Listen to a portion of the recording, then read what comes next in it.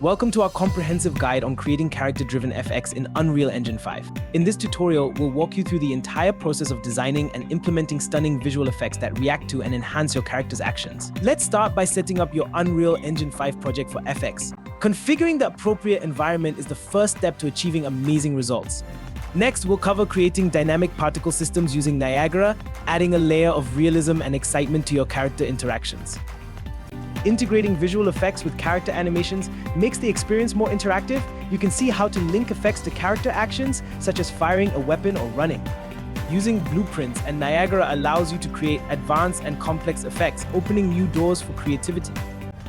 Remember, performance optimization is a crucial part of the development process. We'll provide tips on how to optimize FX for smooth and optimal performance. By the end of this video, you'll have the skills and knowledge to create immersive and interactive FX for your characters in Unreal Engine 5.